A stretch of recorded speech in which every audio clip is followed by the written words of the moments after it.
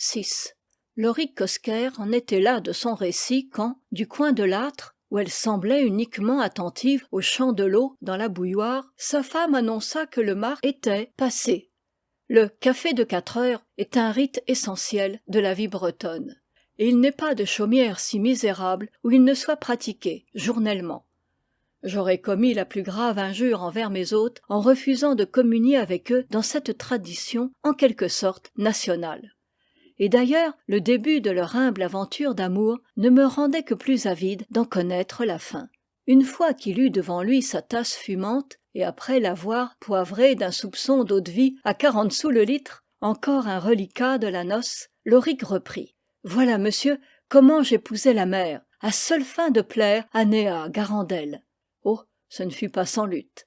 Ses parents, lorsqu'il s'ouvrit à eux de sa détermination, en se gardant bien toutefois de leur en révéler le véritable motif, le crurent subitement devenu fou.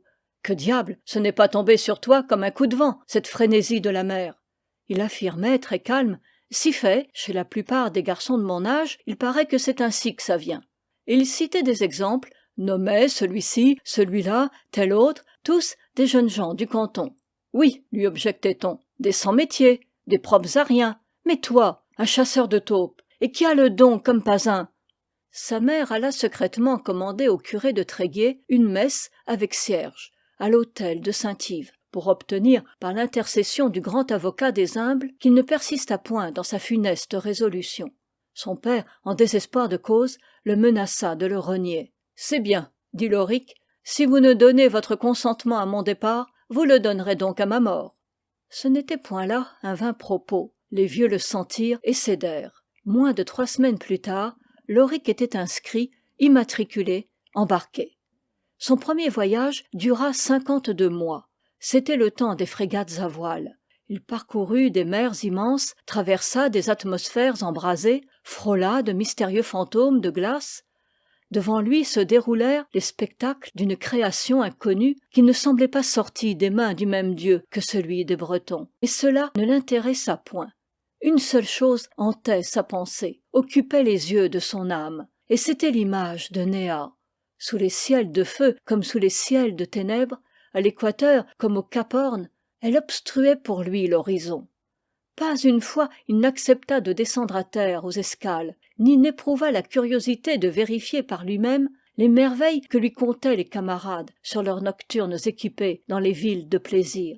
Tout lui était indifférent de ce qui n'était point Néa. Ses courts sommeils entre les quarts de nuit, il les passait à rêver d'elle dans son hamac, et le jour il restait des heures là-haut dans les vergues, à s'enivrer de son souvenir au bercement égal des alizés ou parmi le furieux déchaînement des cyclones. Il ne se préoccupait pas plus de lui faire parvenir de ses nouvelles qu'il ne s'attendait à recevoir des siennes. D'abord, il ne savait ni lire ni écrire, et il eût cru profaner ses sentiments en les livrant à des plumes étrangères.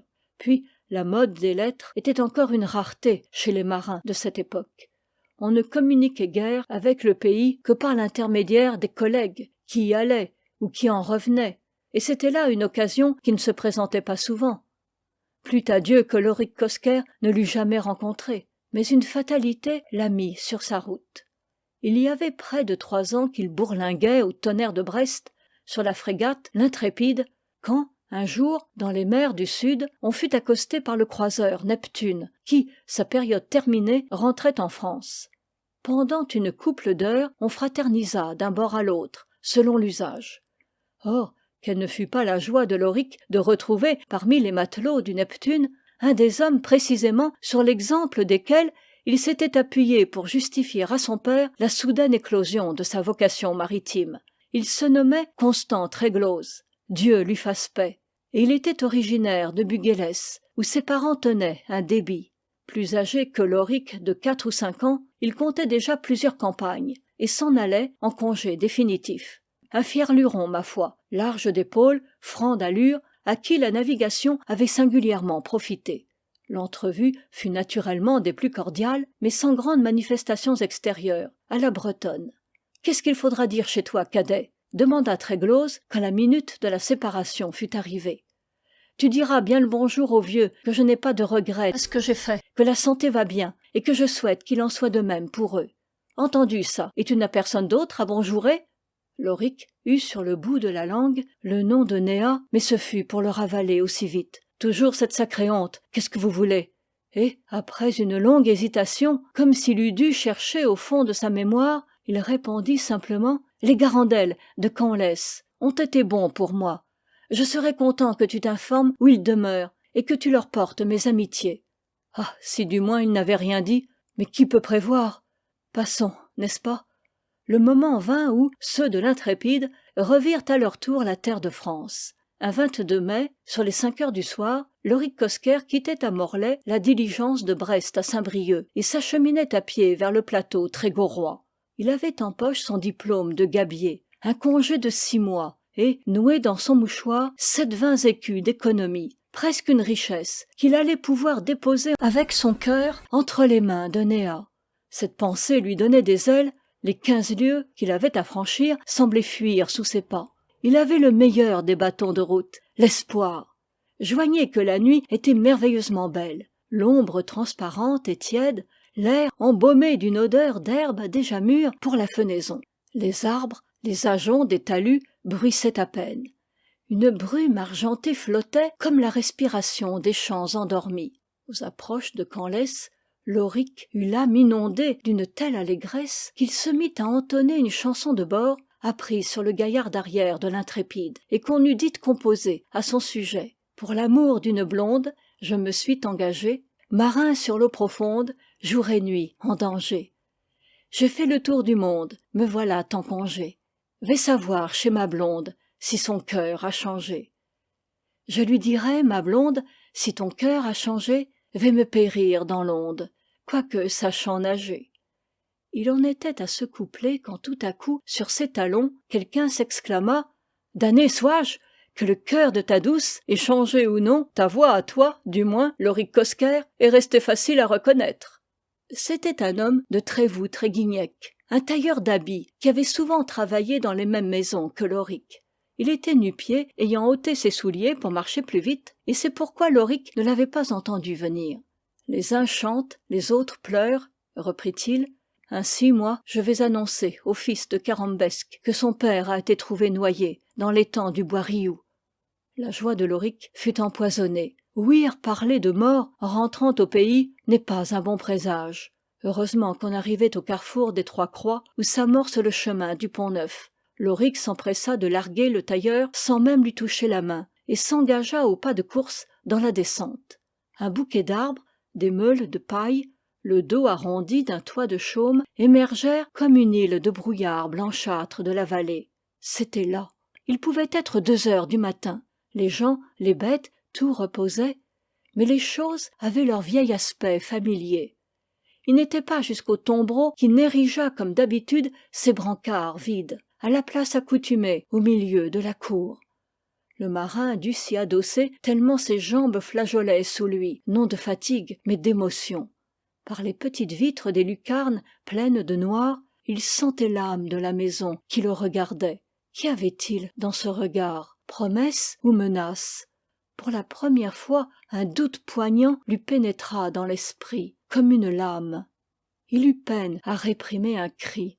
Dans sa soudaine angoisse, il imagina d'aller coller son oreille à la porte pour écouter s'il n'entendrait point le souffle de Néa, dont il savait que le lit se dressait juste en face. Mais le tic-tac de l'horloge fut le seul bruit qu'il put percevoir dans le profond silence. Bah, se dit-il, pour se rassurer, c'est d'avoir tant marché qui me donne ces idées sottes. Tout ça va se dissiper avec les mauvaises influences de la nuit. Il se dirigea sur la pointe du pied vers l'étable aux vaches, où, jadis, il avait son coucher. Quand il ouvrit la claie de genêt, les bonnes bêtes, vautrées côte à côte dans la litière, se bornèrent comme autrefois à soulever nonchalamment leurs mufles appesantis.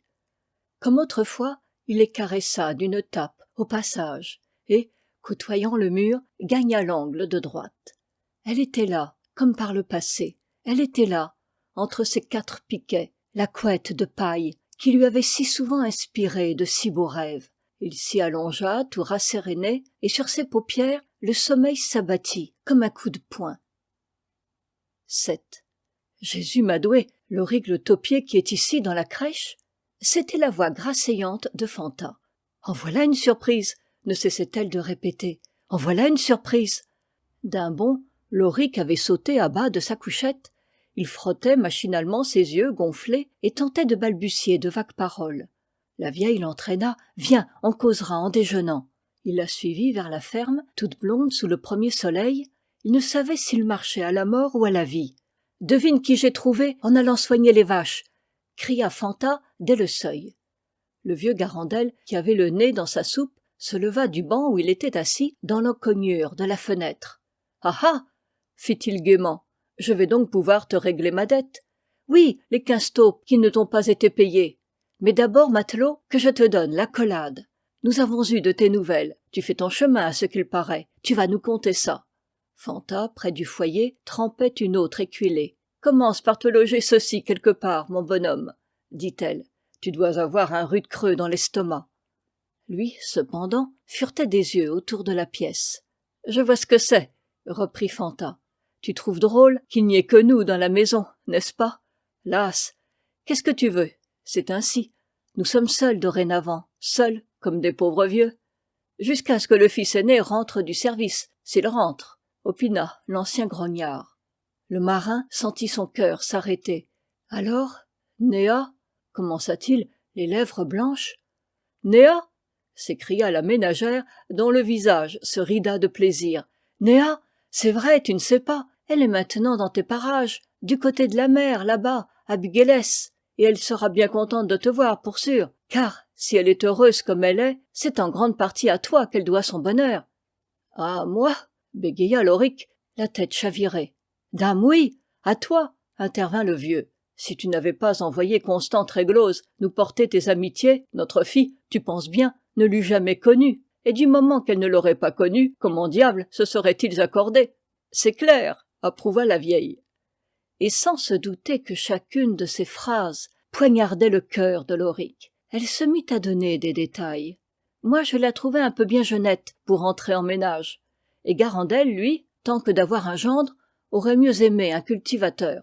Mais quoi, ce Tréglose, du jour qu'il l'avait vue, s'était juré qu'il l'aurait par la porte ou par la fenêtre. Et comme elle-même avait dans l'idée d'être femme de marin, nous l'avons laissée aller à la grâce de Dieu. Pour son bien d'ailleurs, puisqu'ils s'entendent et qu'ils se tirent d'affaire.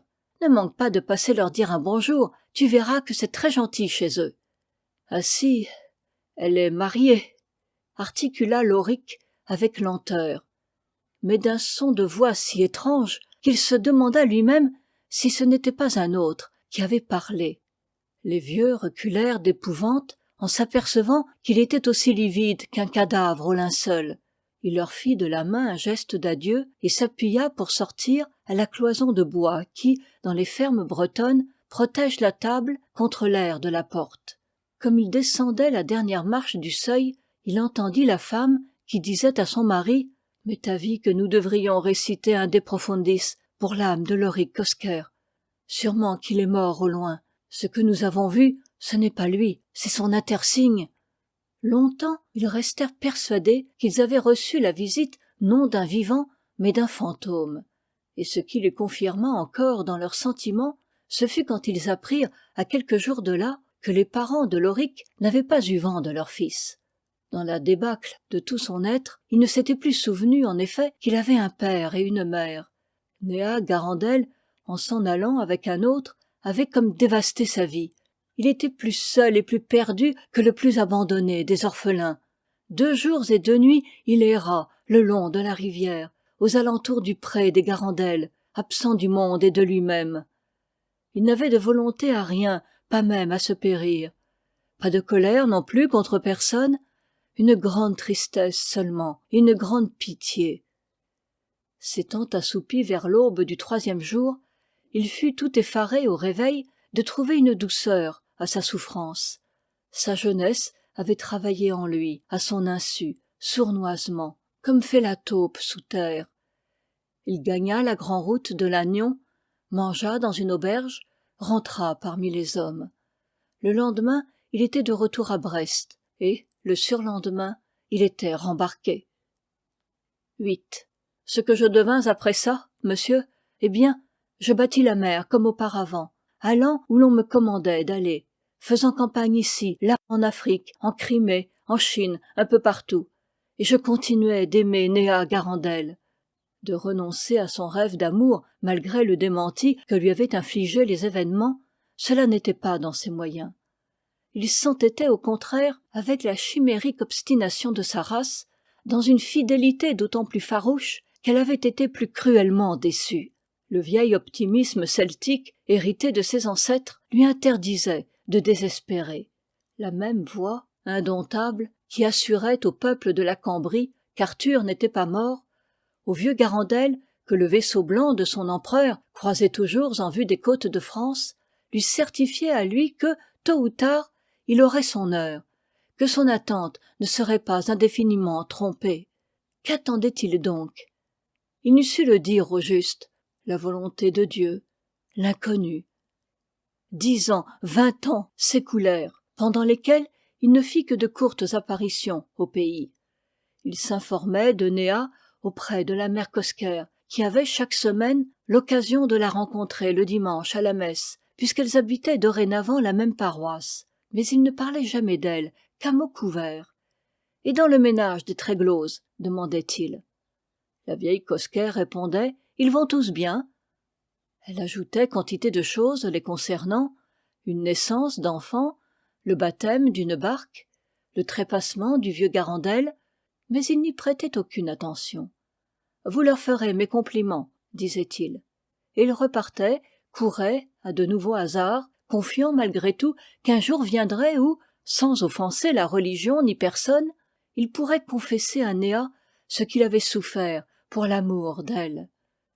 Une seule fois, il crut bien que cette revanche ne lui serait pas accordée. C'était durant la guerre de Chine. Bref, un nom comme un éternuement, là où il eut le bras fauché d'un coup de hache. « Cet homme est fini », avait déclaré le major après le pansement. Déjà, il se sentait glisser par-dessus bord, dans l'éternité, quand, des profondeurs bourdonnantes de son cerveau, un cri jaillit, un appel jeune, virginal et pur, comme le printemps breton. « Loric, Loric, hé !» À 6 semaines de là, un transport le ramenait en France, manchot et pensionné, les traits prématurément vieillis, mais la tête saine et le cœur intact. Il arriva pour apprendre la mort de son père, survenue dans l'intervalle, et pour recevoir la dernière bénédiction de sa mère, qui se languissait de son mari. De toutes les maisons où le taupier défunt allait en journée de son vivant, on envoya quelqu'un à l'enterrement de sa veuve. Ce fut dans cette pénible circonstance que, pour la première fois, depuis 20 ans, Loric revit Néa. On en était au moment où l'assistance défile au pied de la fosse pour l'asperger d'eau bénite et laisser tomber une poignée de terre sur le cercueil. Les hommes avaient passé et c'était maintenant le tour des femmes, enveloppées, selon l'usage, dans leurs grandes capes de deuil qui les faisaient se ressembler toutes. Loric les regardait sans les voir, écoutant tristement sonner le bois de la bière sous chaque motte qui le heurtait. Tout à coup, comme une des femmes se penchait vers le bénitier, il tressaillit. Quelque chose en lui venait de l'avertir que cette forme noire, c'était Néa. C'était elle, en effet. Au sortir du cimetière, elle l'aborda. « Peut-être que vous ne me reconnaissez plus, » dit-elle doucement, en faisant glisser en arrière d'un gracieux mouvement de tête la cagoule de son manteau. « Si, Néa, et je vous remercie d'être venue. » Un sanglot le secoua, où sa douleur de fils n'était que pour moitié. Néa reprit. « Je vous plains de tout mon cœur. C'est triste, quand on n'a plus personne. Moi aussi j'ai perdu mes vieux. Ma mère est morte chez nous, l'hiver dernier. Mais j'ai un mari, des enfants. Je ne suis pas seule. » Elle fit une pause, puis, d'une voix lente, posée, « Savez-vous, Loric, vous êtes jeune encore.